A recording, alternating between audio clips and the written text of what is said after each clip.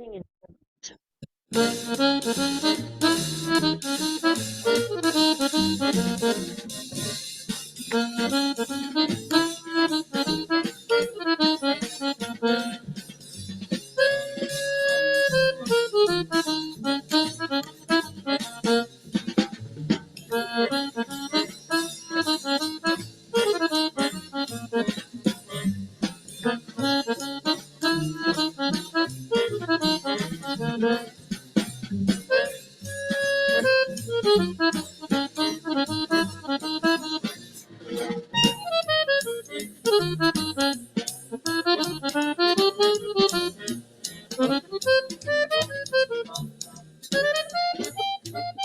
hello everybody, and welcome again to another Snap No Tap podcast. Tony Cecchine here with, of course, the one and only Joe Cardinal. People come from literally all over planet Earth, and maybe if there's life out there, well, then no. If they were listening, then that would prove it was an intelligent life. But anyway, they're coming from all over for Joe Cardinal.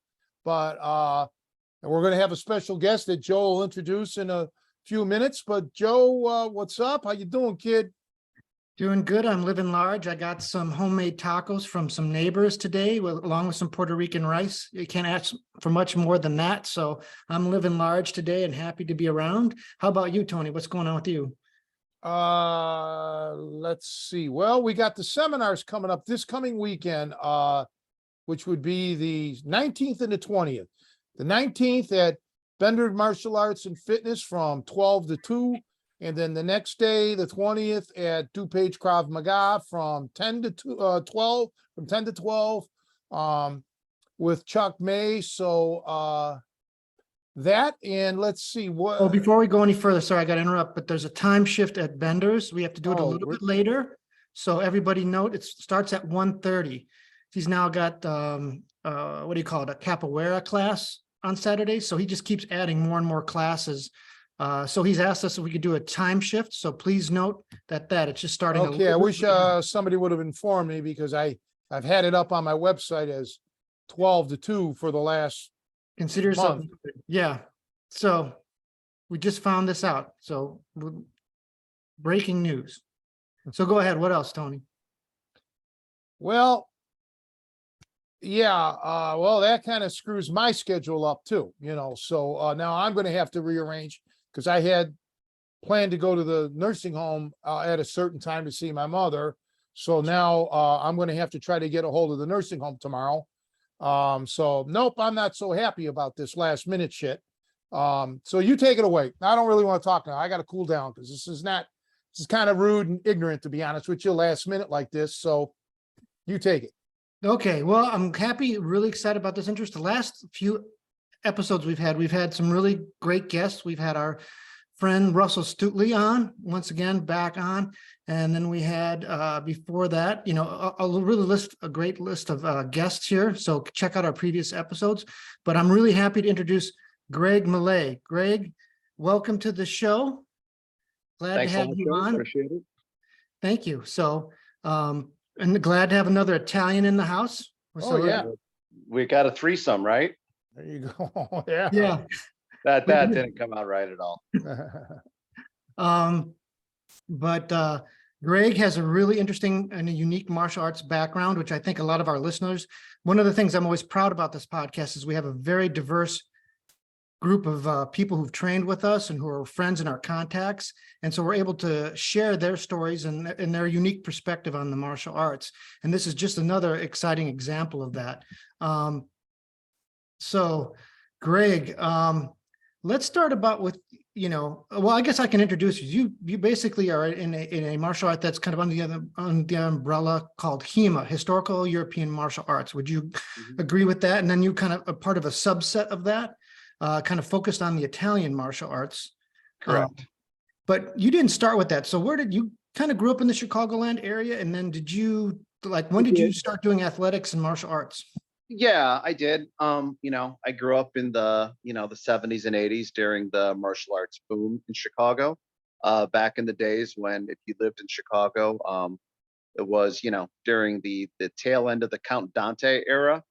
So when it was the city that Black Belt magazine wouldn't run any information about because of all the dojo busting and you know, the era of the ninjutsu craze and the Chung Mu Kwan karate cults and all that crap. So Chicago was kind of a crazy time growing up to be in the martial arts world. Um, I managed to avoid almost all of that, however, and I actually I studied a couple of different things through my teens and into my 20s. I had a background mostly in besides sport fencing, in jujitsu and aikido, traditional jujitsu, not BJJ. And so that was my original background. And then it went into kendo. And but you know, part of my big interest, and I really I blame my dad for this. You know, back when we were kids, there was that show, Family Classics every Sunday, right? Where they would like show all the old like westerns, swashbucklers, and war movies and stuff. And so I'd always watched it with my dad. And so, you know, I grew up with this interest on sword fighting and knightly combat and swashbuckling, and but nobody seemed to know how any of that was done. And so I always had an interest in that, and that was sort of what eventually led me to down this path that I've been on now for the last 30 years. So I guess probably the question is, well, then what is it you do? And the answer is that what makes HEMA a little different than a lot of living martial arts is that it's a reconstructed martial art, meaning that there's a broken transmission. And you know, basically, if you were to ask people how they fight in the Middle Ages, we can answer that now. But if someone were to tell you that they're part of an unbroken line of people who've been doing that since the Middle Ages, you would know they were full of shit. So Yeah, there's a you lot know, of that in the martial arts. no, there's absolutely no, you know, BS lineage stories in the martial arts, right? Yeah. And so yeah, so the difference here is that what we do have is we have, you know, literally a couple of hundred manuscripts that survive from the 14, 15, 1600s on wrestling, sword fighting, mounted combat, knife defenses, etc. And you know, not surprisingly, you can see the footprint of a lot of our modern grappling, some of our modern fencing and boxing in these things. But you know, the world went through a huge amount of change in the modern era, especially as all these things started to morph into Olympic sports. So our job over the last few decades has been to a variety of people from different martial backgrounds to look at, all right, how do we take these texts and kind of you know, reverse engineer them, and how do you do that so that you're not just seeing like figure four lock and just doing it the way you learned it in, you know, in Filipino martial arts or in, you know, Aikido or whatever, but how are you doing it the way you actually see it? So you're actually moving in a way consistent with how they would have. And so that's been a big part of it. And so Joe mentioned that what we do is from the Italian tradition. And what's interesting is there are Italian grappling and stick fighting and knife fighting systems that have survived into the modern day. And like so many traditional arts, they're on life support. You know, they're on total life support. In some cases, some of the teachers are, you know, well into their 70s now. They only have a handful of students, although the internet has helped with that. But you can see there's a real consistent way that different cultures think about fighting, the way they move aesthetically, kinesthetically, etc. And so our goal has been to try to redevelop these arts from Renaissance Italy in a way that seems consistent not only with the texts but also with the way living Italian traditions think about combat. Well, Greco-Roman wrestling goes all the way back thousands of years. So the Greeks and the Romans, so wrestling predates any of the manuals that you have. That's guaranteed because Precisely. Yeah. And you know, Yeah. Tony, they ask me all the time, well, what does this medieval wrestling look like? And if you were to ask me, since so much of it's about stand-up wrestling, right? Because Yeah. you know, you're fighting on a battlefield in armor. So obviously the last thing you want to do is a bunch of ground fighting. So Sure. it has something like a cross between you know, a Greco and a freestyle feel to it. There's certain things you don't see a lot of, again, because of the context of armor, right? You don't see a lot of chokes or submissions. You're seeing more throws, breaks, pretty hard straight arm bars, things that can be used very quickly to either just dump somebody away from you or do a lot of damage quickly. So it's definitely a grappling as opposed to straight wrestling. But you can draw a straight line from a Greek face to these medieval manuscripts to modern Western wrestling and see the connective DNA. It's not like wrestling was an unknown in the Western world. So Right. I mean, pretty much that's really where it started. Well, nobody knows, but they have drawings on ancient tombs. The most famous is the Beni Hassan. They're showing double wrist locks. They're showing leg rides. They're showing arm like chicken wings and so on. So how it gets from point A to point B to point C, who knows? But it's it's primates, right? It's the same. yeah, primates it's a long. Yeah. Yeah, most of us that dig into this history of sports, the rule of thumb is that wrestling is probably the second oldest sport. Track and field is number one, the oldest. Just running in whatever field events they would have to do, run, jump to survive. Right. No way to prove it, it's just speculation and archaeological finds. But yeah, for sure, wrestling in many, like the pancration, okay, or some people call it the pancration. That was a combat-oriented thing. It's sport, but pretty rough shit like what we do now. Right. It's interesting. I'm more curious about this Italian current thing, this current Italian martial art thing that you were discussing. They're 70-year-old men or something. What's Sure. that all about? Sure. Well, so there's a couple of different traditions that survive. So in different parts of Italy, most of them are from southern Italy, from either Sicily or from Apulia. And there's a couple of different things, and they have different names, but they're very similar traditions. So the main things that are usually accompanied with each other is stick and knife. So usually the knife is a very long bladed folder. They're going back 100 years ago. They even had these things called the mula knife, like the mule knife, which is basically, if you can picture a folder that's got about 2 feet of blade and 2 feet of handle, it's like a folding sword, right? But the modern knife is basically a long, straight-edged blade, maybe 8-9 inches long. It's a folder. This was a dueling tradition as well as a self-defense tradition. By the Apulian tradition was often connected to the Camorra. So it was, part of the honorable societies, which is a nice way of saying the mob. But there's all kinds of dueling codes that survive, and these things are still being practiced.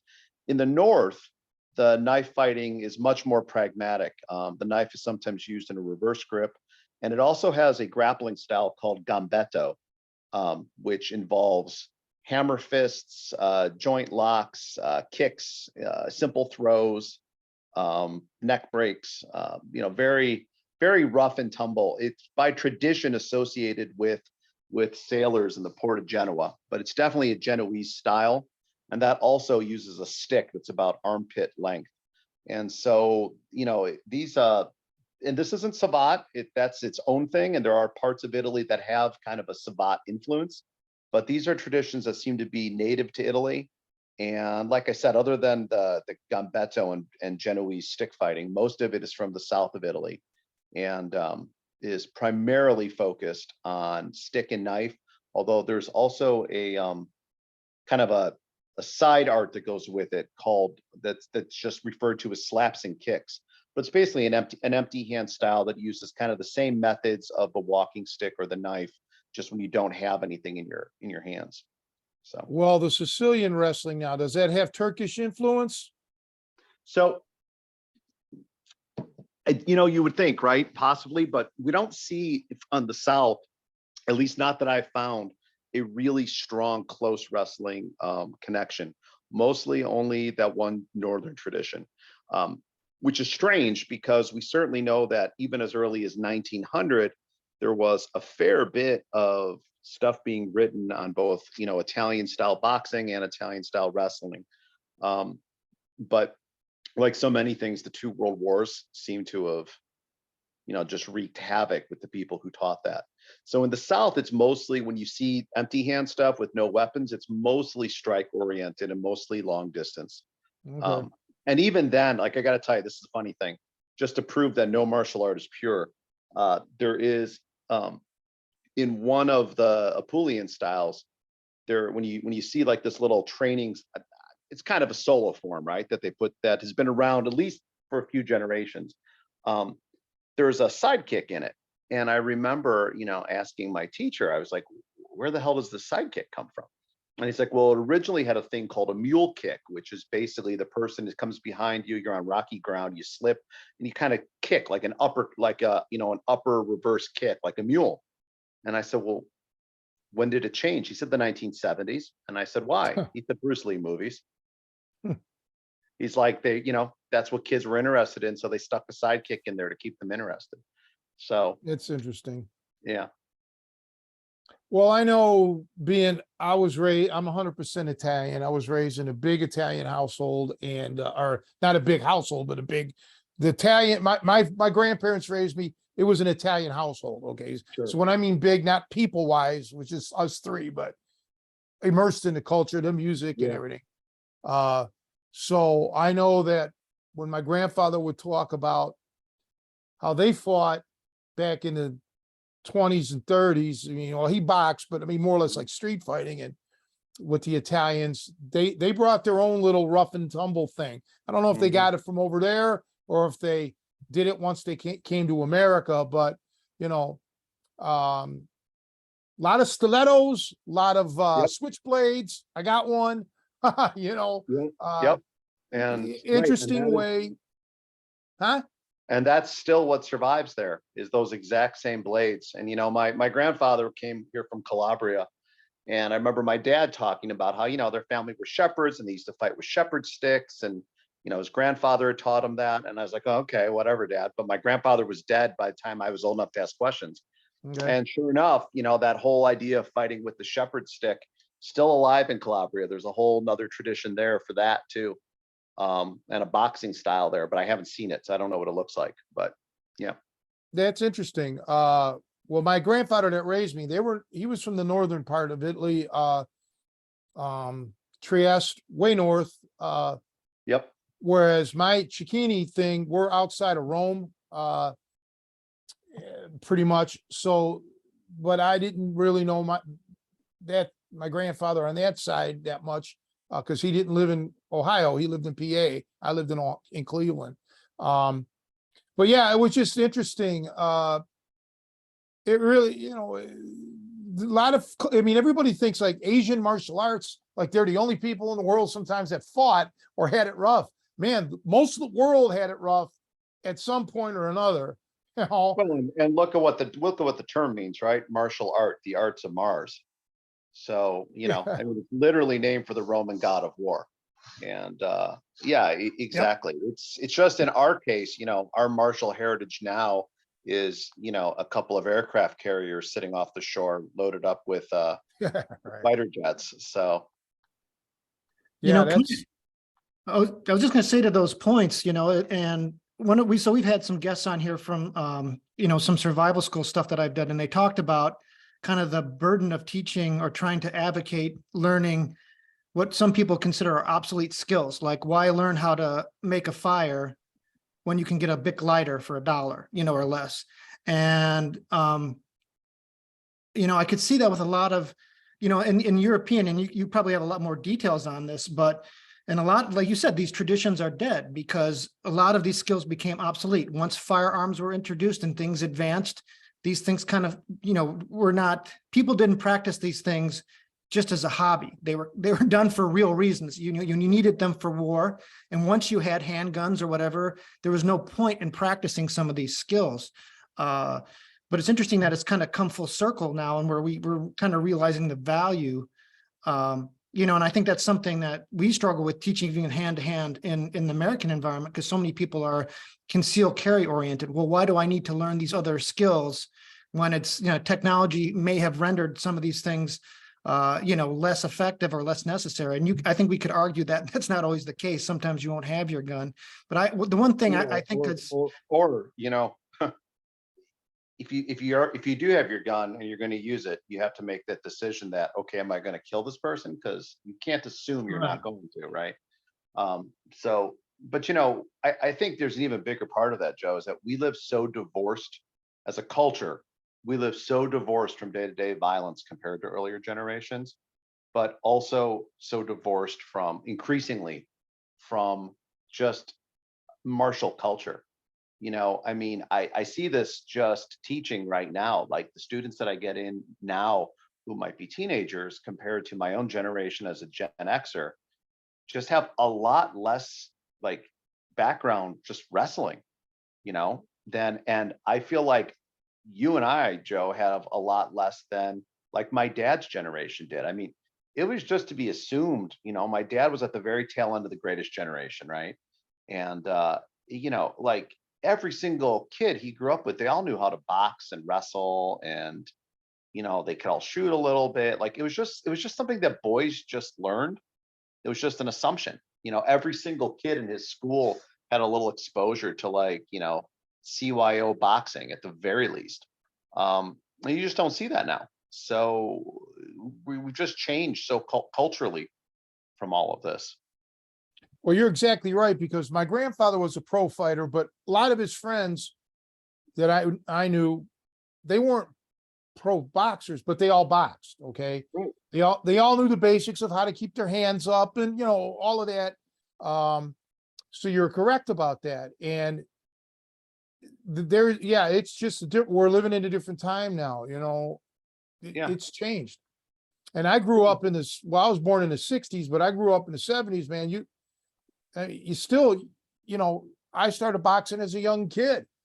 You know, I'm not saying everybody I knew boxed. I mean, I think I was the only, well, I had a couple friends that did, but even then it started to go away, you know, where the kids Right. weren't boxing. Right. It bothered me, you know? Yeah, and you know, Joe, coming back to your point, it happens fast, right? Things change fast once there's no longer a perceived need. You know, you were talking about how these obsolete skills. Well, consider this: in the late 1800s, the first time they tried to reconstruct rapier fencing and two-handed swords and stuff. The reason they did that, the reason that got going in the Victorian era, is that you had a number of basically, you know, English swordsmen who were like, look, swords are getting used less and less and less on the battlefield, and consequently, fencing is a dying art in our country. Like people just aren't doing it, and they're boxing, but they're not fencing. And so it was a way to try to draw interest, was to this idea, if we bring back these older weapons and along with that, we're doing saber fencing and bayonet fencing, it'll create this interest. Well, the good news for them was it worked. The bad news was that it worked so well that fencing became an Olympic sport. And what happened was, in the urge to try to homogenize fencing for Olympics, they immediately started dropping anything that wasn't being taught across the board. So not only did they start dropping all these old weapons, you can see, you know, in the first Olympics, they've got stick fighting and bayonet fencing. By the second Olympics, those are gone. By the eve of World War I, fencing no longer is teaching how to disarm somebody or how to, you know, grapple them for their weapon, because it's not considered seemly for the sport. And then World War I comes in and kills half the fencing masters in Europe. And you see, you know, the idea of what is fencing, what is boxing, what is wrestling become increasingly more stratified to fit this new Olympic ideal. So on the one hand, the Olympic sport probably helped preserve the sports from dying. On the other hand, the need to create a homogenized sport then starts to further divorce it from its original intent. And, you know, we can say it's good or bad, but it just is. It's just how people are. They have to have a reason to do something or they won't. So. you know, interesting that you brought up sport fencing, because a lot of people, yeah, the term fencing, I think obviously most people associate it with that. And I've now, since actually meeting you and working with your group and trying to understand it a little bit, I kind of feel like the core Western martial arts, if you're, working with Tony, you've got boxing, wrestling. And then to me, the other, dimension to that is fencing. And I mean that in more the old school way, I guess, of saying it. So not in kind of the modern sense where people kind Right. of, well, Yeah. fencing, And, how and to help manage a weapon. yeah, exactly. All fencing means, it comes from the same word as defense, right? It just means using a hand weapon to protect yourself. And that includes, a component of grappling and disarms and weapon retention. But it's funny because like in the area that I'm interested in is particularly the medieval and Renaissance period. What we get repeatedly from these fencing masters is that the art of combat is based in wrestling because it trains the body, and that's the universal. So if I'm going to be in armor, I need to know how to move my body, and I need to be able to wrestle, especially because the armor makes it hard to kill somebody at long distance, and it may get close. If I'm going to sword fight, it could come to grips. If I'm going to defend against a knife, it could come to grips. So the idea is that, you start with wrestling, you add the knife, then you add the sword, is one training paradigm. And then of course, mounted combat is sort of the whole thing all over again, only now you're doing it on a horse.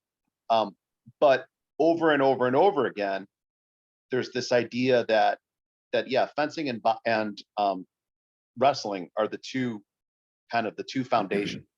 And boxing has this strange relationship in Europe where it kind of goes in and out of fashion as its own thing, right? And probably in part related to the nature of fencing. If it's a combat art where people wear heavy armor, I'm not going to box somebody. What am I going to do? I'm going to punch him in a helmet. But as it falls out of favor, and you see things like, rapier fencing and long distance thrust fencing, boxing comes back into favor. And in fact, one of the terms for a duelist, one of the earliest terms, is a pugiliatus, right? Pugilist. Right. And one of the earliest terms in English for boxing is fist fencing. So they're very much considered to be interwoven arts. And this idea that they're all separate are really, it's very much a modern thing. It's just knowing how to defend yourself with the tools of your time. So, Well, there's a lot of technical similarities, believe it or not, for people that are listening or watching, between boxing and fencing. Boxing has a lot of motions, thrusting forward and back and things like that, and parrying, and it probably evolved. At least some of the boxers, my one friend who was a champion boxer, Johnny Lira, was big on that. Boxing took this from fencing and, things like that. absolutely. Yeah, Right. It's a sweet science. And, I mean, everybody loves to whip out their Bruce Lee Jeet Kune Do story, but I think the part that's relevant is that, Bruce looked at fencing and boxing and was impressed that these two arts had figured out a way to analyze and talk about fighting that he hadn't seen in Asia. They had a scientific approach to fighting that was very hard to understand. But the other thing too is that when you fence with a weapon that's touching each other, you also have to be able to feel sensitivity, right? There's a sensitivity thing. And that, of course, is something that we think more of like with wrestlers, that ability to touch somebody and know where they're hard or weak or where their balance is off. And that sort of thing is something very unique also to fencing. So they're really, I think, just all part of one long Western tradition of combat. So. Yeah, that's interesting because again, like Bruce Lee, bringing him up, he was the first mixed martial artist, which is, patently false. Guys had been doing all in type of fighting for, centuries, Probably since guys had been fighting. Right, exactly. And I remember again, getting back to my grandfather and some of the old fighters, boxers, they showed me all these dirty tricks, because you know them, you learn them. Sometimes by happenstance, you accidentally elbow a guy or forearm a guy, but they also knew how to do it purposely. They practiced that stuff, blasts and stuff that are illegal in boxing, in the sport aspect of it. But just like what I do, catch. wrestling, there were guys, not many, but there were some that would go dirty. Like I like the ripping and the hooks. Others just, okay, that wasn't their bag. They didn't care. But it really was astonishing to me that, yeah, these old timers, we're talking World War II guys, they knew a lot of dirty tricks, which I thought was cool, you know? Yeah, absolutely. Yeah. Absolutely. So boxing itself sometimes just gets especially nowadays, it just seems like it gets a bad rap, but, Which you always know- amazes me because like I tell people this all the time. I'm like, look, if nothing else, just think about this. Boxers exist in an environment where people punch them full force in the face, like as the default. So if nothing else, these are guys who do not flinch at getting hurt. I've met plenty of, supposed martial artists who have never been punched in the face, like really punched in the face. You're not going to meet a boxer who will say that. So, yeah, I've met martial artists that have actually said, well, you're not going to get punched in the face in a street fight. Okay. I mean, I've heard that phrase uttered, and I'm like, this person's in a cult because, I mean, Yeah, how I do gotta you- say, the face punch is my number 2 concern in a street fight. I was gonna say they've clearly never watched just even security footage, video Yeah. footage of how fights go down. Like, Yeah. the number one thing you see is a guy index with his offhand and then try to punch them in the face with his other one. So well, it's almost inbred in us. It's like a reflex. You'll either grab or you'll just throw a punch, whether it's a trained punch or just a crazy haymaker. Right. I mean, it's just the way it is. So Right. yeah, and this was a black belt that said that too, which was when you hear a comment like that, I don't even rebut it. I just end the conversation and walk away. What are you gonna say? Yeah, you can't say anything to someone like that.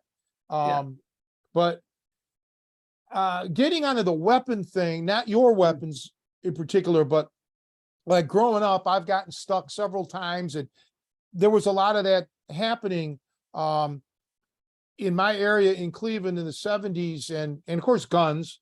But the thing is, and we've talked about this on a previous podcast, maybe a couple of years ago. You don't see it coming. Okay. It's not a dueling situation where they're like, come here, I got the knife out. No, at least in my cases and others that I've known, it's almost luck that you survive. And then you got to learn to move and not be a standing, you can't be a sitting duck. You got to move around.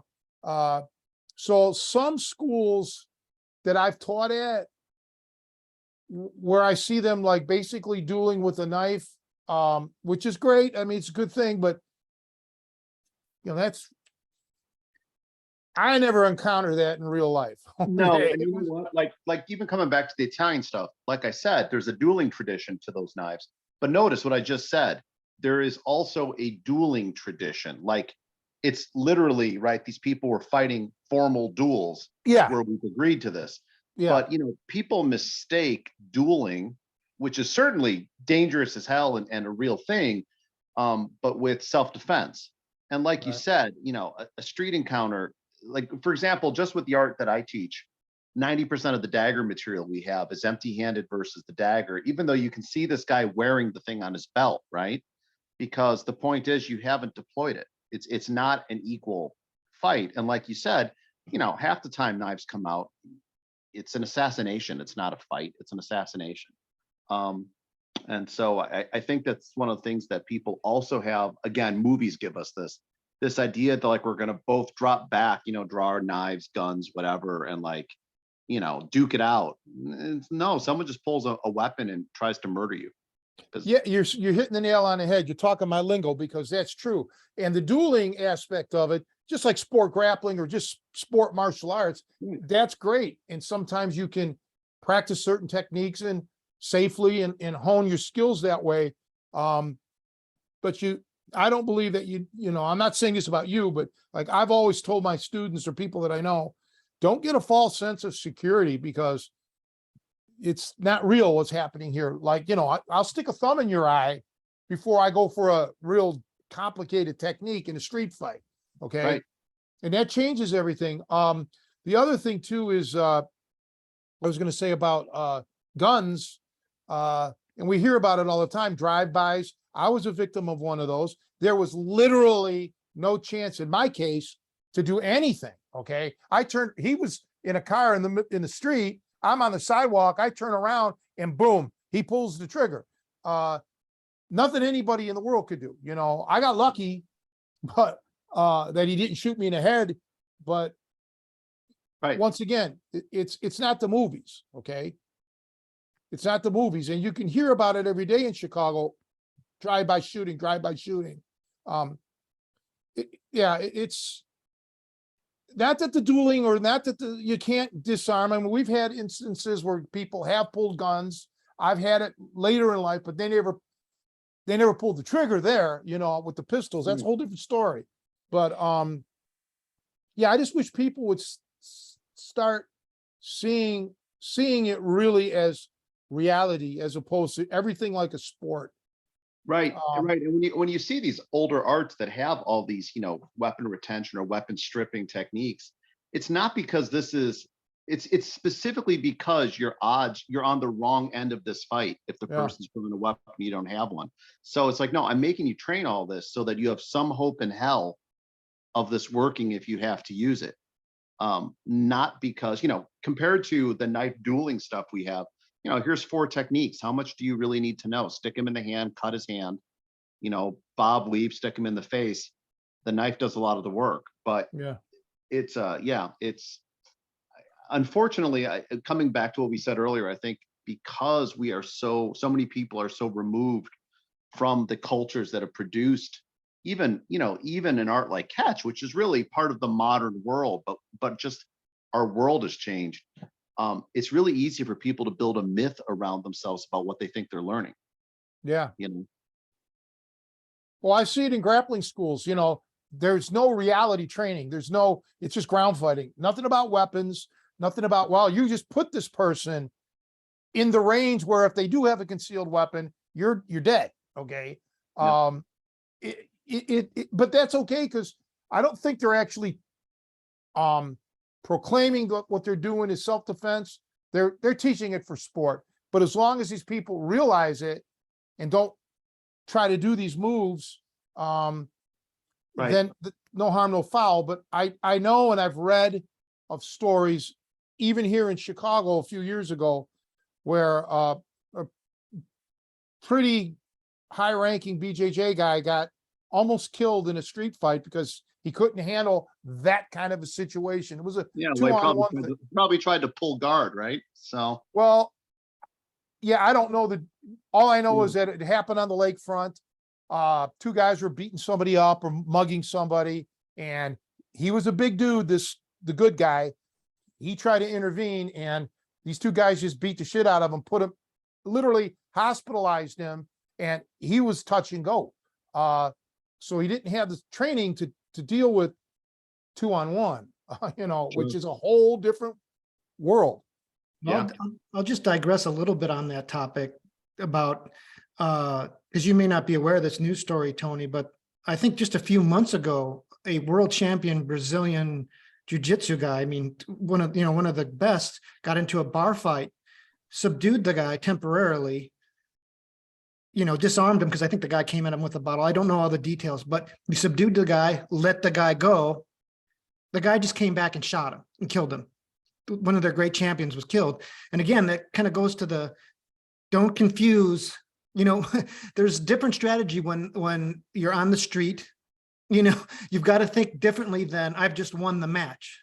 Like, I think we've talked about this in self-defense contests. It's like, you know what, if I just had a physical altercation, it's time to get out of Dodge. Even if I've won that, he may call his buddies, the police may show up. So the fact that he stayed in place at this, I was gonna say, don't keep hanging out in the same bar celebrating with your buddies. right. Get And in it's your car and tragic. go Yeah. I mean, home. yeah. And, but it's just, again, confusing the difference between, combat sports and life or death situations. No one to run, no one to leave. And yeah, like I said, he assumed because he bested this guy that the thing was over. And it's like, it is not over at that point. And Well, I got to tell you on that note, because this guy was obviously some world champion or whatever. So he probably had, he should have had an advantage and the other guy just needed some backup. Well, I remember when I was taught, I remember asking Leon Spinks one time. Now, Leon was raised in East St. Louis, rough area. Yeah. And I asked Leon once, I said, how good of a street fighter were you? And I'll never forget his answer. He says, I don't know. It was never a fair fight. Right. See, and that's the point, because he was known in his hood. So it wasn't going to be a one-on-one. Nobody was suicidal.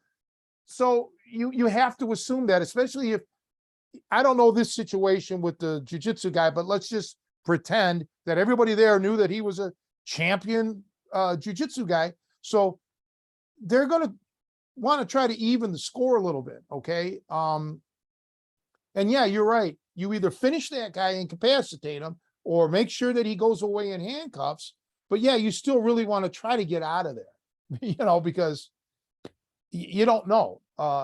And that's the stress of it all. The fight's not always over when you think it's over.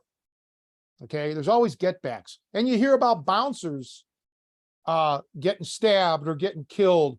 They throw somebody out or some shit and the guy comes back. Okay, you got to watch for that. Like when they started this smoking ban, because I used to bounce, and the smoking ban, one of the things that I didn't like about the smoking ban was people are constantly going outside, smoking and coming back in. Okay. So you don't know what's happening here, because you're not watching everybody under a microscope. You see somebody go outside and now they're coming back in. Well, are they smoking or did they go outside to get a weapon or some shit? You don't know. Okay. So that kind of makes you, be on high alert.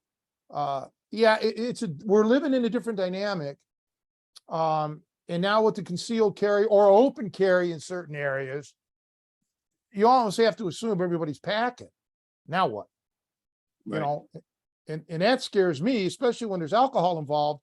I don't want, even if I'm not involved in the thing, I don't want some half drunk guy getting pissed, pulling out his gun and missing people. You're missing the guy, trying to shoot somebody and missing and hitting people.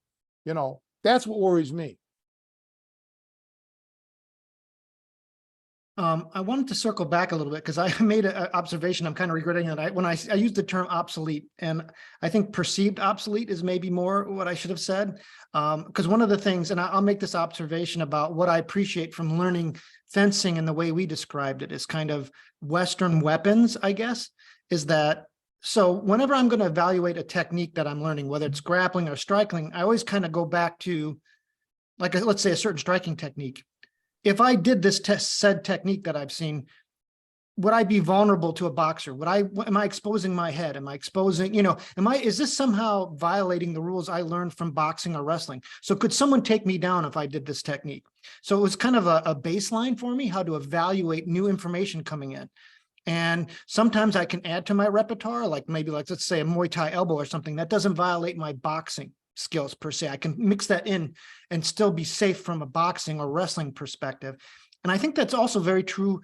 I think people who are interested in weapons martial arts should seriously consider learning the Western tradition of fencing. And again, not modern sport fencing, although I'm sure there's some of that is leaked through there. But one of the valuable things, I think about like a lot of the, Filipino or Asian weapons arts is, to me, the principles of these fencing are very similar. I think you kind of alluded to this earlier, similar in their kind of empirical approach to fighting that boxing and wrestling are. There are rules of how to fence. I need to control his weapon before I go in. I need to, there's a term, finding someone's sword, and things like that. There's reasons for that. There's reasons why I think some of the things you taught is you don't just go for a leg shot because there's just geometry there that exposes my head with certain weapons. So there's very much like there's rules in boxing and wrestling that to me are kind of universal for human safety. I think that also pertains to a lot of these historical fencing arts. And it's a good baseline to start learning these things and head in that realm. I don't know if you found that as well, Greg. Well, obviously, so you devoted yourself to it.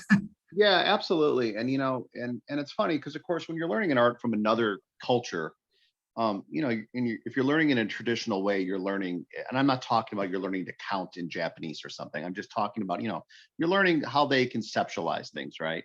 And the problem is, it isn't your culture. So there's already an inherent layer of trying to understand how, you might conceptualize how to control an opponent's weapon, how to control distance, and how a Japanese or a Chinese might say that in their own language compared to you. Then you're also learning this in an archaic sense, right? Because it's not even necessarily how somebody modernly in Japan might say that. It's how somebody in Japan 200 years ago might have phrased that. So one of the things about Western fencing and boxing is that there was this whole approach towards, approaching things scientifically. So there's this the language that's couched is language that we're used to because we've grown up with it. But so just simple things like you create a threat before you create a target, right? So whether that is you extend your arm to lunge with a sword, or you throw a punch before you step your face into measure. It doesn't matter. It's still the same idea. You create, you move undercover, you find their weapon sword, or you control their lead hand, or whatever terms we want to use for it. They're slightly different terms. Sometimes they're exactly the same. Any fencer understands what a void is. Any boxer understands what a parry is, or a slip. And but that's because they grew out of this common technicality. And so one of the things that's interesting about the weapon end of things is that they are force multipliers, and they're also distance multipliers, right? So it forces you to think about fighting at a different range, in a way that obviously a projectile weapon doesn't, because that's a whole different thing. But I backed into grappling arts by coming to them from weapon arts. So I never thought that was going to be something I was going to really like, and I was wrong about that. And I've had some students go the opposite direction.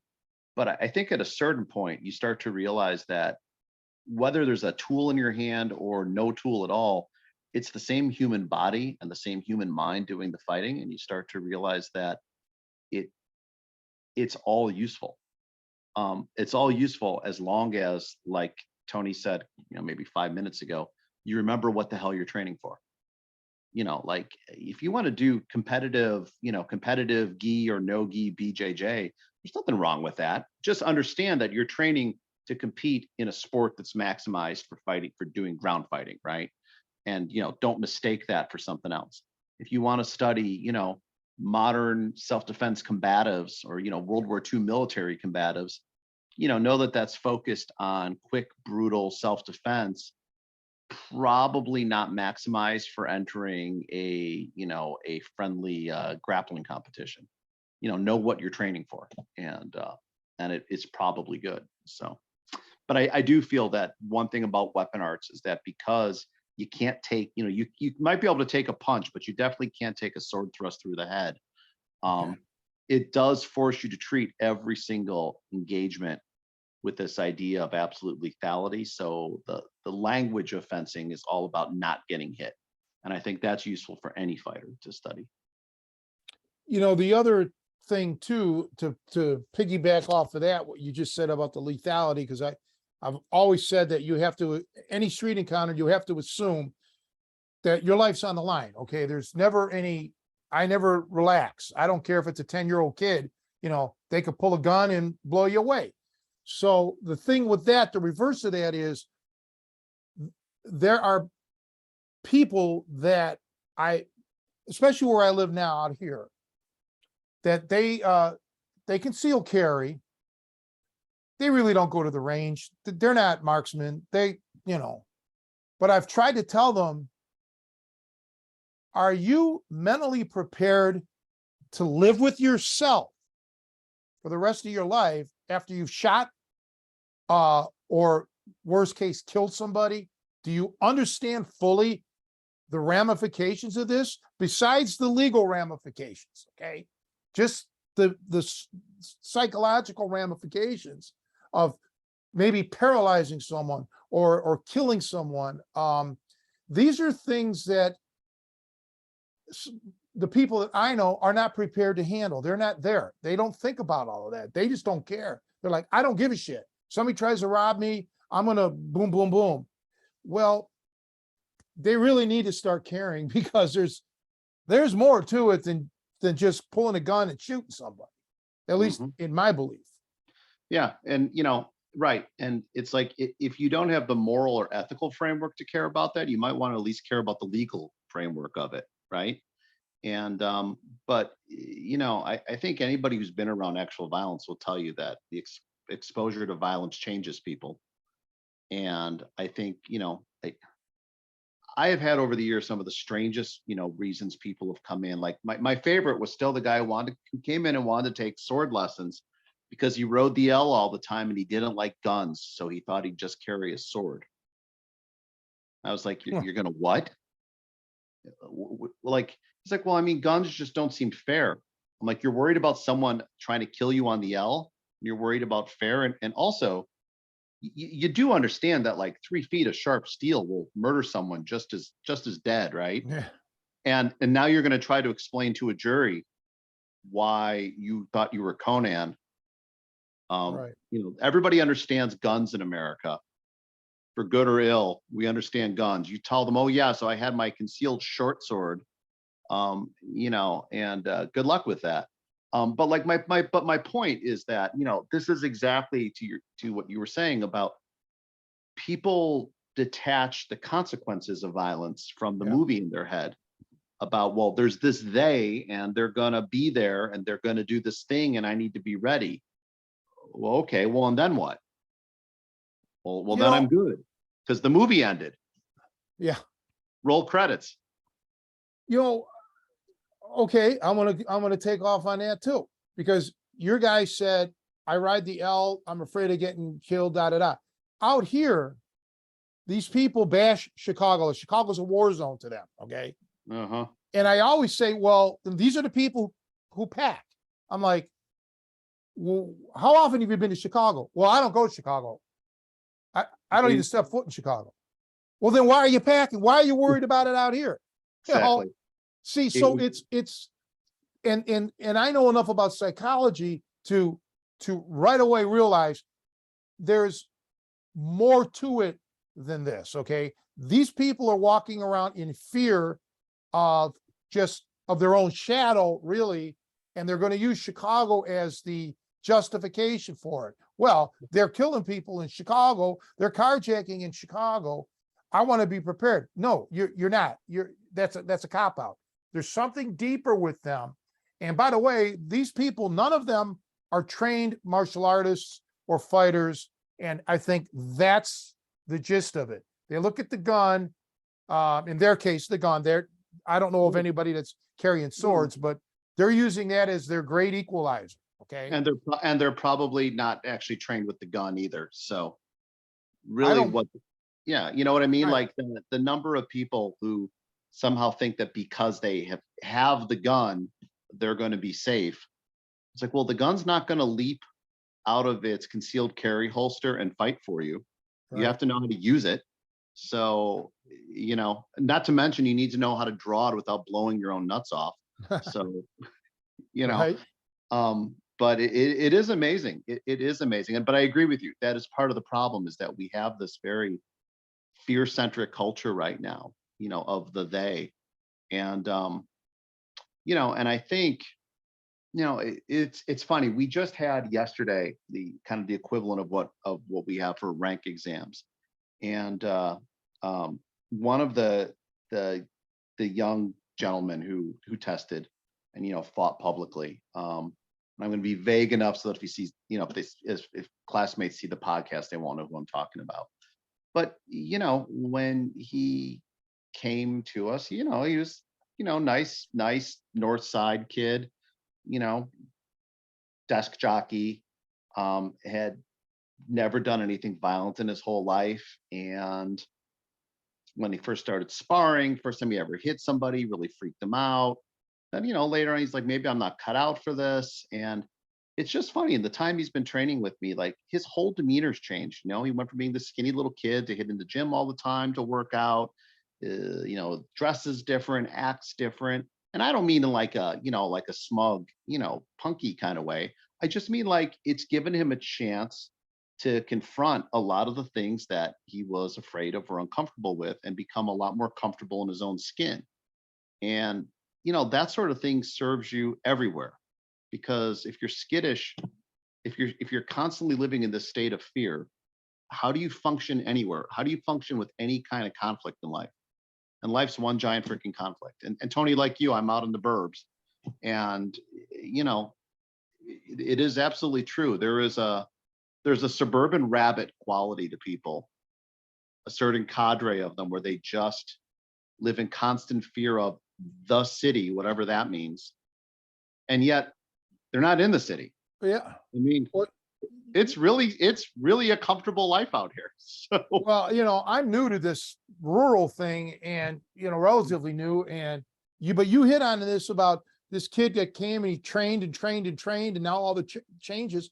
See, I'd have respect for these gun people here if they did that. If they were training 12, 14 hours a week, every week, with the gun and scenarios, first of all, I'd have confidence in them, that if something does happen, they're going to be an ally. Okay.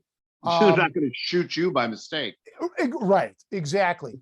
But when they go maybe 3 hours a year, I mean, imagine bench pressing just 3 times a year. Okay. And you think you're going to ultimately add 300 pounds to your bench by working out 3 times a year. Yeah. So they don't see this. Okay. And what kind of training, what are they doing? Just shooting at targets, stationary targets, or are they moving a little bit even? That still is not the same. Like you mentioned, can you draw? Okay. Can you conceal it enough so the bad guy's not going to see it? All this, there's so much going on. Like one guy I know, he keeps it in his car. Okay. But the funny thing is, he drinks. All right. So he'll leave the bar. Now he's got a gun. Now you got a drunk, or maybe he's not even drunk, but you got a guy under the influence of alcohol with a gun. And now he's going to maybe get he thinks he's going to get, what do you call that? Road rage or something. Now his adrenaline's going to be flying. I mean, this is a recipe for disaster. Yeah. And I like the guy. And I just, I'm not telling them don't carry the gun. Don't get me wrong. I'm not telling anybody not to do that. I'm just telling people, make sure you're highly trained. That's all. Just be skilled. The people that I know. It's funny you should say that, because years ago, my wife is from Philly. And, years ago, before we were together, she had a gun, had concealed carry license. And the reason she got rid of it, gave it up, was because she realized, I don't train with this thing. And so it occurred to her, carrying it around is probably just a liability for me. I'm just bringing a gun for them to use. 2, I don't actually know that I can get it out and use it if I need it. And 3, I have no idea that I'm prepared to deal with the ramifications of it. So she made a conscious choice. I'm not doing what it needs to have this thing. I need to get rid of it. And, I just wish more people would apply that kind of thought process to these things. Because, it's not a magic hero. No weapon is. And so like you said, if you're not going to train with it, why do you have it? Now you're just bringing a prop to a possible encounter that actually makes everything worse. Well, I can't agree any more than I do. That is perfect.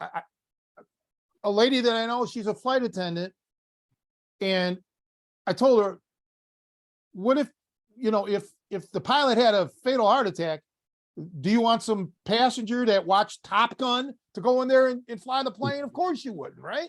Right. It's the same principle here. These people get the gun, they watch the movies, they think it's, and they can shoot sideways. They think all this shit. Right. Yeah. So you know, hats off to your wife to have the you know, the sense to know that, hey, I'm not, this is over, you know, I'm not qualified for this gun. You know, I've been in situations where, like, well, my friend Kevin that got killed in a plane crash, you know, when we would fly, he let me fly the plane. Okay. But I didn't take off and I didn't land the damn thing. Okay. Right. I'm flying Exactly. in the air. Right. I'm not going to land this airplane. You know, if something happened to him while we were flying, we're dead. Okay. Exactly. Yeah, I had a good buddy, same thing, you know, and yes, I controlled the stick on the Cessna. Right. Sure. And had it started raining, he would have taken that away from me immediately. And I sure as hell didn't file a flight plan, and I sure as hell didn't do a damn thing to land that plane. So Exactly. You know, and I had no desire to do it either. I mean, I yeah, could have legally done it with another one of our friends, Gene Garkey, who's an instructor, but I mean, I don't want to fly. I don't want to land an airplane. All right. yeah, exactly. This is not my thing. But you know, but getting back to the you know, to the other thing with the weapons is, and I've mentioned this on my Snap No Tap podcast, or I mean, not podcast, video series.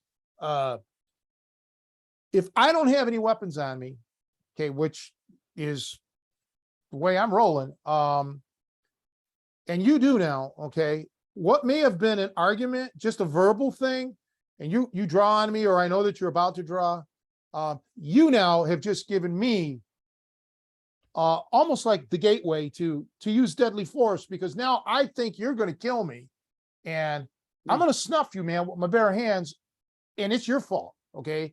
So I remember as a kid, like my stepdad and other old timers would say about guns, don't pull out that gun unless you plan on using it. Okay. That's what they always used to say, because you're opening up a bigger can of worms than you probably want to. Okay. That's escalating shit. So not always wise to do it unless you really feel your life's in danger. But I've seen these hotheads, I know some people, they get all worked up. Now, thank God these people aren't carrying, but they get so worked up over shit. Okay. Not threats, but like they'll argue over politics or sports or something. Right. Man, if they had a gun, there'd be some trouble here. So I'm assuming it would be the same with the knives and the blades, you know, those swords. I mean, of course, right? Of course, people don't change. We might like to think we do, but at a certain fundamental level, we don't, and we see, here's a funny thing. There's a long time ago, I did a dig through on the coroner's rolls from England in like the 1300s, right? One of the most common reported things were people getting into knife fights or just brawls, but also, the number of people who tripped in the dark and fell on a knife multiple times walking home, right? Which is obviously the coroner being like, I have no idea who murdered this bastard, so I'm gonna.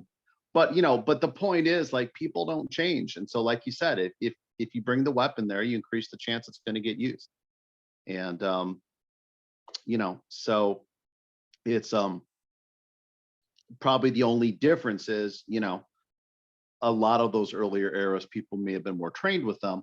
Although even there, I got to tell you, there's a lot of really pristine rapiers and dueling swords that survive in museums where it's pretty clear whoever bought this thing never used the damn thing. He just had the money to wear it around like a piece of bling.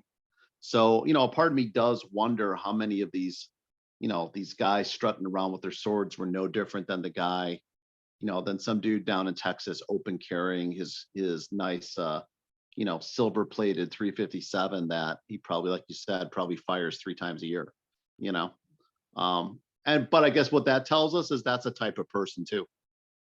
So, well, and I mean, again, if you got the gun, it's your choice, but I would highly recommend just getting good with it, world-class marksmanship, and Yeah. everything else.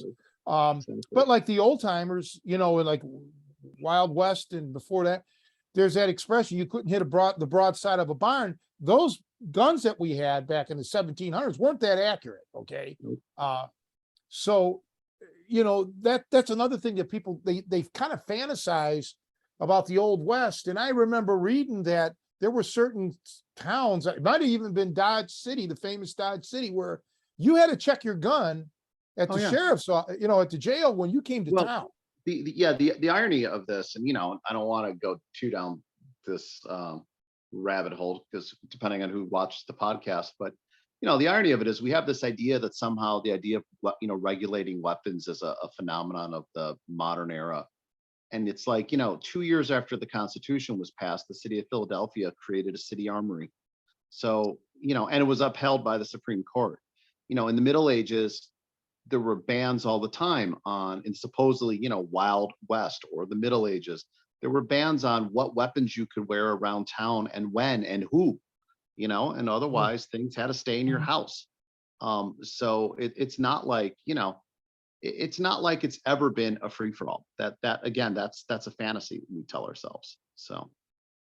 Well, I've mentioned too on the podcast, every time that I got jumped and there was the bad guys had weapons, I never once said, damn it, I wish I had a baseball bat too. I always said afterwards, man, if he didn't have that baseball bat, okay, because I was smart enough as a kid even to know that things escalate, because I've seen guns when I was a kid. My grandmother got robbed at gunpoint right in front of me, and I've seen all this. My one friend got shot and all this to death. And so I always know that, well, even if I had a baseball bat and he had a baseball bat, he may have dropped that bat and maybe pulled out a handgun. I mean, I just thought that way, whether it would have been true or not, who knows, right? Right. And so my thought process, and I'm not saying I'm correct, it was just for me, is I know what I can do against these guys if it was one-on-one or if they didn't have the weapons, but I didn't have that option. All right. They had the weapons. I didn't. And these heroic stories, man, I took beatings, man. You get worked over. I mean, you survive. Sometimes I'll get a couple licks in, but I don't consider that I won in a traditional sense. I survived. So I guess there's some sort of victory there, but Right. it's never a pretty thing at all when weapons are involved. Sometimes I've come out of it unscathed. I was able to get the drop on the guy before he could get it on me. But when you start talking multiple assailants, it's different. Okay.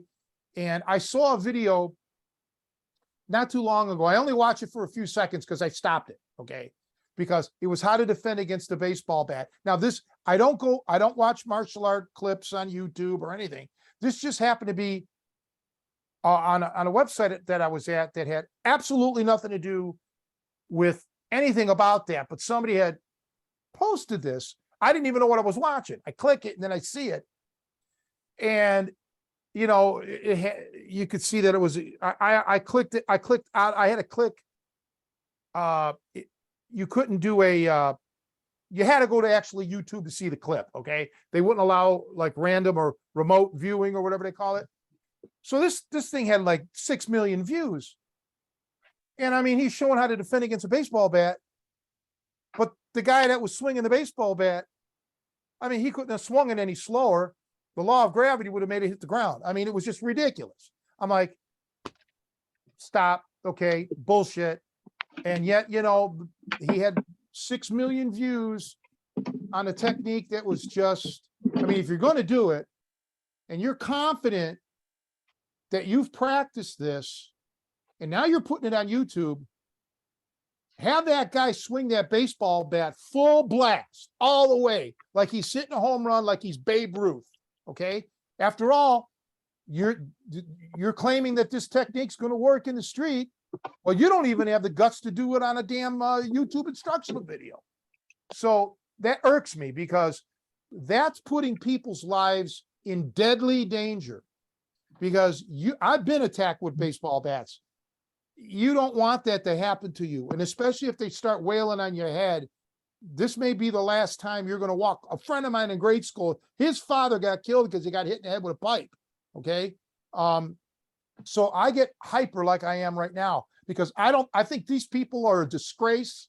They're disgusting for putting these dangerous techniques that are going to get somebody injured or killed. And sadly, the people that watch it don't know any better. They're going there to learn something, and they see a cool move, but it's a bullshit move. Okay. It's just not going to work. Oh yeah. Oh yeah. And I mean, and of course, that kind of martial arts chicanery is hardly new, right? There's tons in the sword world. There's tons of, oh, here's how you disarm a swordsman. And it's like, well, sure, here's how you disarm someone with a sword, but not someone who's trained to use it. That's not the same thing. It's just not going to happen. And again, maybe you need to practice a couple things here and there in case, well, shit, life has been cruel and here you are.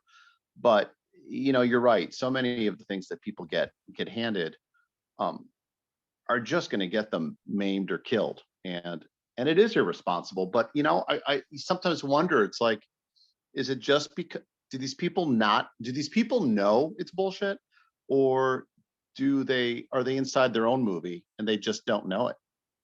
Back to if you've never been punched in the face, maybe you do believe that people don't really get punched in the face. I had a good friend, one of my early teachers, who had said, look, if I create a fighting system for a set of rules that require us to hop on one foot while spinning in a circle, I'll come up with some fighting techniques for hopping on a foot blindfolded while spinning in a circle. But it's going to really suck when I meet someone who doesn't have to hop. Right? And Right. and so I think there's a lot of truth to that. There's just, I think sometimes people are so enclosed in their own world that they don't ever stop to think like, well, how do I actually know this would work? Like, and I don't know. It's I think there's a certain jadedness that when you've been in martial arts long enough, you start to develop, because you realize that, Joe, back to your comment about perceived obsolescence, right? There's a lot of reasons to study all this stuff, whether you believe it's practically obsolete or not. But one danger to things where they're not being constantly pressure tested in the real world, or at least in some facsimile of it, is it's a lot easier for bullshit to proliferate. In a world where people know what this stuff looks like, it's a lot harder for people to pass the sniff test if what they're selling is crap. So Yeah, I think this has been really good self-defense. It's funny, I wasn't expecting this to be such a self-defense specific, but so it turned out to be a really good discussion with that. Well, if you draw a weapon on, he's going to come Right. at me with a sword. This is self-defense automatically, Right. whether I Right. want it to be or not. I mean, and honestly, Joe, I think that's the point, is that like when we're teaching sword, and because you've trained with me, we're teaching swords or spears or whatever, it's so divorced from 2022 that people think of it like, oh, it's really fun and it's like movies. And then I'm showing them that like the average sword fight lasts, about 1.5 seconds. And they're like, well, that doesn't look like the movie. Well, of course not. It's 4 feet of sharp steel, you stupid ass. yeah. But by the same token, I think the point is that, yeah, to us, it might seem fun, but you know what? In 1409 or 1609 or whatever, it's no different than, a modern Marine practicing his profession. They might enjoy their training too, but the bottom line is that their profession's war, and it's about ruthless efficiency, and knowing that along with that comes, the danger of lethality. And so, yeah, it doesn't really matter if it's a punch, a knife, a gun, or a sword. Self-defense is self-defense. And if you treat it like that, you get the most out of your training. If you don't, you're in the realm of sport combat, and there's nothing wrong with that whatsoever.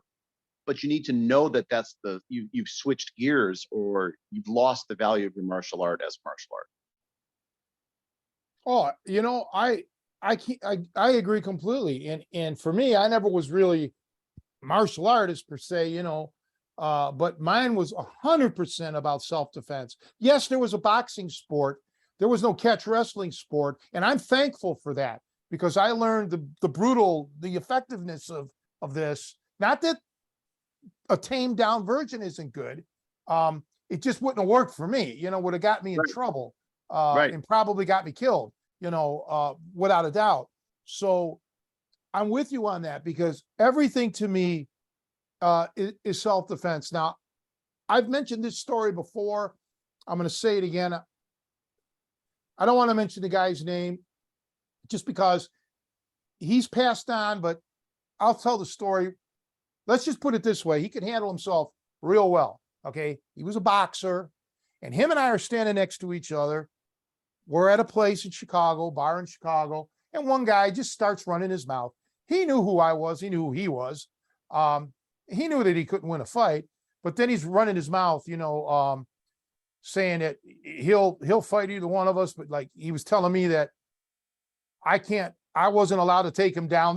So I'm laughing at this. I think this is really funny. Okay. Because he opened up his mouth. Now he's trying to talk his way out of it a little bit.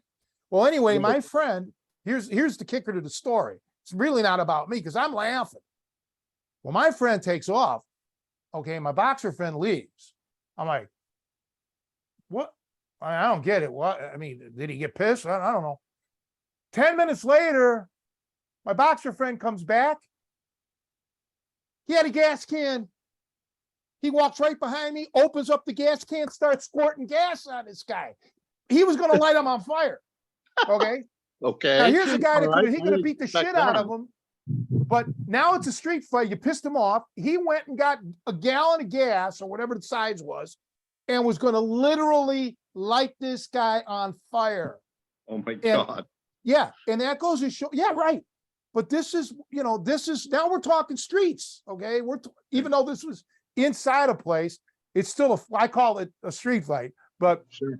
it was like, you've escalated, your mouth, this guy's mouth escalated it. And yeah, you ticked this guy off. So even with all of my boxer friends training, it's like, hey man, we're talking fight. So I'm gonna do what I got to do. Unbelievable. And I can honestly say it's the only time in my life I've ever seen anybody squirt gas on somebody and try to light them on fire. I mean, wow. I mean, so yeah, there is a difference. You have to divorce yourself from the sport or from the dojo or from the wrestling ring or, the gym or the boxing ring and realize at times, man, you just don't know what you're up against. And I think in all sorts of training, you just go into your training knowing that your training partner is going to stop at a certain point. That, well, there's other people around. But in the street, you just don't have that. And I think some people still bring that mentality in the back of their mind. They're like, well, if shit gets, too deep, I'll just quit. And Right. I've heard people tell me this. Well, if I got into trouble, I'll tap out. In a street? Come on. So Not once a guy's covered you in gasoline. I can't, I'll never forget that as long as I live, because I never seen anything like that. It was just a shock to me. And then I grabbed him and said, okay, stop, this is nonsense. Because he had the lighter out and everything. I mean, this wasn't for show. He was going to do it. I mean, it was like, are you kidding me? But, oh yeah, you just, so you don't know. Okay. Some people have I hate to use the term short fuse, but yes, some people have a short fuse, Yeah. and they'll go from 0 to 100, deadly 100 immediately. They don't play around, Right. So you got to be aware of that. And that's why I tell everybody that I train, be prepared to die. I mean, because you don't know how far this is going to go. If you're not ready to die, then you need to just run away as fast as you can. Just get out of the situation or do whatever. And I go into a whole long litany of things that you can do psychologically to prepare for this. We don't need to cover that today. We've talked about it in the past, But yeah, no, this is, and especially you with, you know, you're an expert at these weapons. You're probably the most knowledgeable in the country on this stuff, without a doubt. These things are not, these are, you become a killing machine here, pal. Well, hey, I know we've been going for a while, but I wanted to have Greg talk specifically about his style and his school and about what what they can do to train there and things like that, just to kind of, you know, Yeah. bring the focus on that and help you pitch your stuff a little bit. Sure, sure. Well, the actual name of the martial art that we study is called armizzare, which just is Italian for the art of arms. It's what they called it in the 1400s. You know, these martial art names always sound more exotic in their original language than when you hear it in English, but really it just means fencing, or the art of arms. And we train in everything from the medieval two-handed sword and the spear, armored combat, dagger, wrestling, the rapier and dagger. And we've been doing that here in Chicago since '99, but we've had a professional studio up in Ravenswood on the north side called Forteza Fitness and Martial Arts. And we opened that back in, oh boy, now, 2012. So we are 11 years in. Sorry, I still have fugue from the pandemic, but we're 11 years in, and we're actually just expanding the studio now to add an archery range Oh, wow. That's nice. cool. upstairs. Yeah, we're taking over the upstairs. We're putting in an archery range, which is a little separate from what we do, but certainly overlapping interests. And that'll be opening up in January. So we're developing all that right now. But yeah, it's a 5,000 square foot studio. We also host a number of martial arts events with other instructors, other types of styles. We have some folks who also teach African stick and sword and wrestling. By seminars, they come in like every month or so and do a seminar for us. And yeah, it's an interesting experience. So that's at Forteza Fitness and Martial Arts, or fortezafitness.com is the website. And you can read about all the programs there. We love to have visitors. So we love showing off what we do, but you can find plenty of video and whatnot on the website, or just always ping me. Joe will put all your information on the YouTube. Now, what are your hours, your days, and all of that? So we teach classes Monday through Thursday and Saturday. We, you know, like most martial arts, it's pretty quiet except by appointment during the daytime. Classes tend to run from about 6 to 9 in the evenings. Fridays, the first Friday of the month is a sparring night. So if people want to see what this looks like when people are actually freeform fighting, they're welcome to pop in and take a look. Saturdays, we're there from about 10 a.m. until 3, with everything from, you know, brand new classes for people in off the street to advanced classes. I always get asked, do you teach kids? We do teach kids. We don't do stuff with children under 10 because they need to have a certain amount of both physical size and maturity for us to put even a nylon sword in their hands.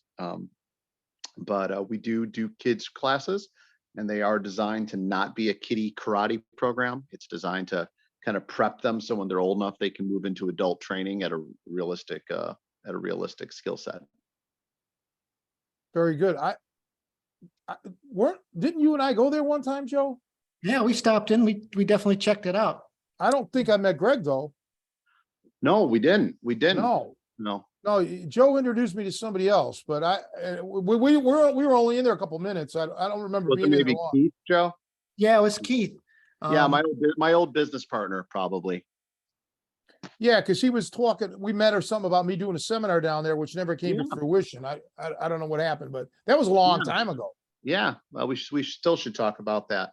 But he I know had a definite interest in catch. So Yeah, I never seen him again. I mean, we didn't work out or anything. We just met yeah, up just to introduce and whatever. Yeah.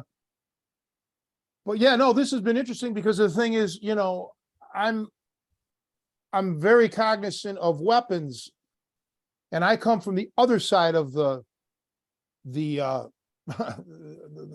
tracks, I guess.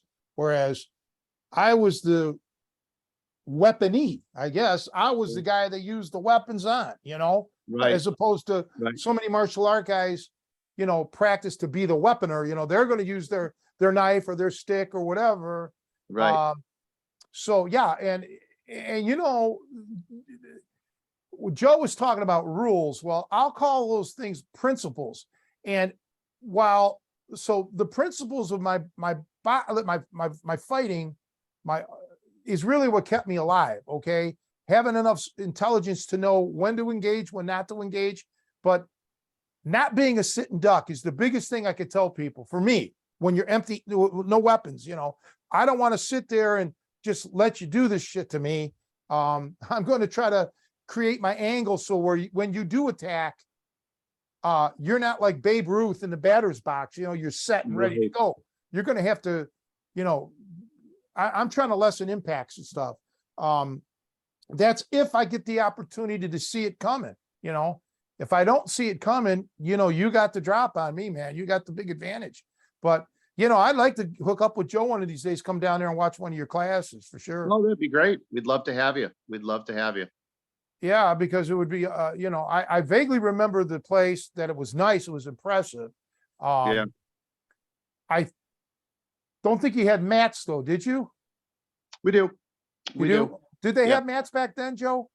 Not to like a wrestling room mat, probably what you're thinking, Tony. We did like fold out mats, so you bring Yeah, them we've out. got the fold out grappling mats as opposed Yeah, to yeah, like. yeah, okay. Yeah, Not that it matters, because the DuPage Krav Maga doesn't have wrestling mats either. There's the fold outs. Yeah. Jason's place is nice. They have the mats, okay, Yeah. full wrestling mats. But again, when Joe first started training with me, we were wrestling on concrete. When I learned, there was no wrestling mats. So it's probably not a good idea. You get banged up, but it does teach you how uncomfortable it can be, especially if you're on the bottom.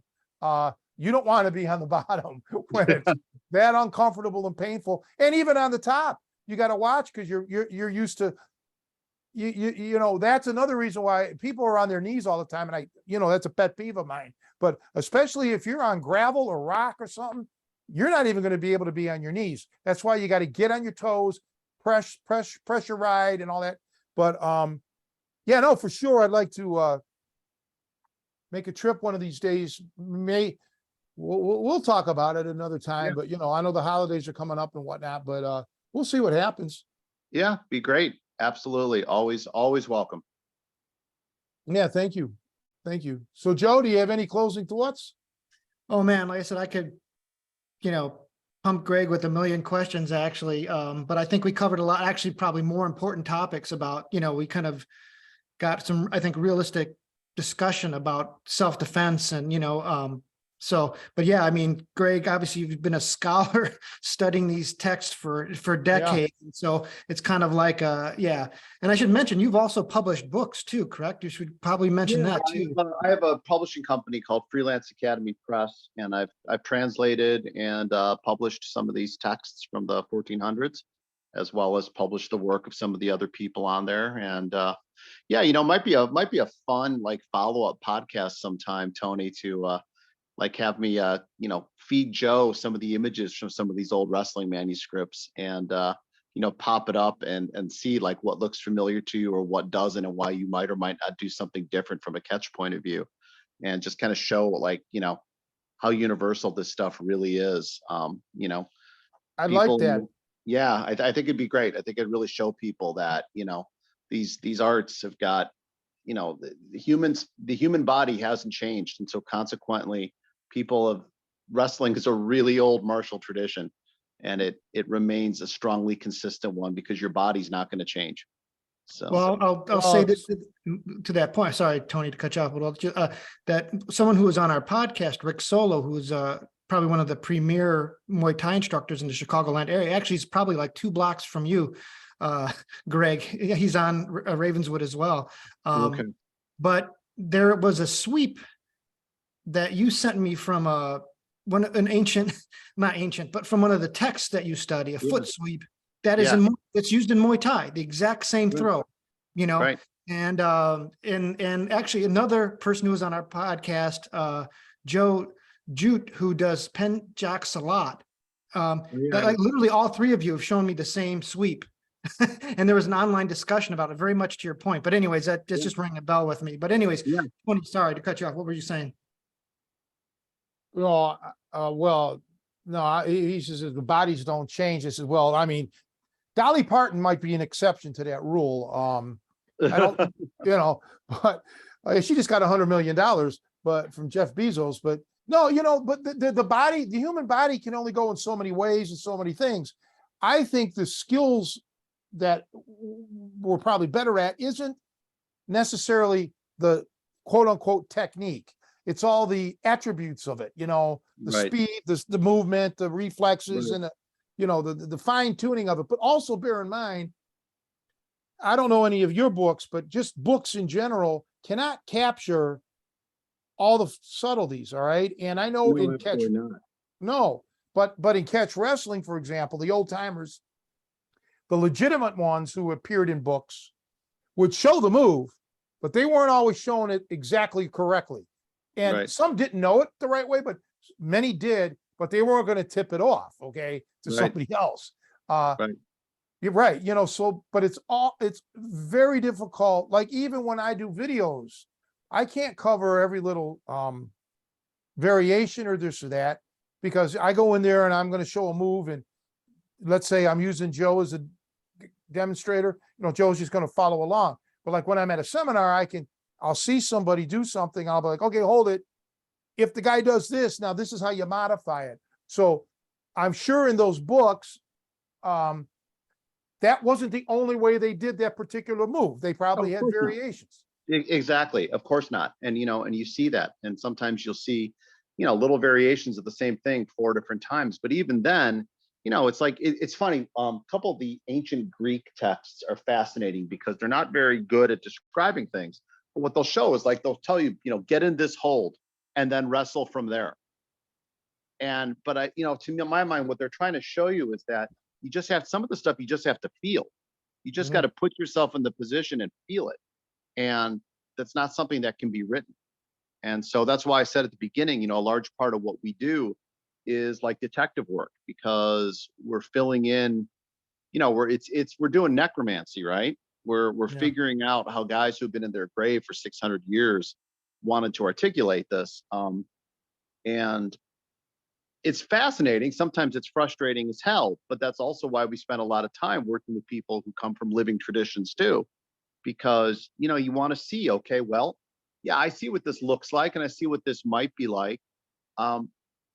But you don't know what you don't know. So I can talk to a guy who does jujitsu. I can talk to a catch wrestler. I can talk to a Greco guy, right? I can ask all of them, hey, how would a Salat guy, how would you do this?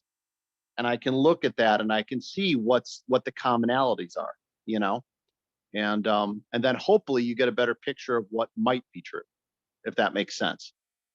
So No, that's a great way. That's a scholarly way of approaching it, because you're inquisitive and you're trying to be all encompassing. And a lot of people aren't like that, you know, and I like that in you. That's to me terrific. You know, just like we have guys, well, like we're talking about Jason Bender, he studies with 4 or 5 different guys or whatever, you know, because he wants to see different approaches in different ways. And, you know, I didn't have those abilities, you know, I didn't have the access to that. It didn't exist.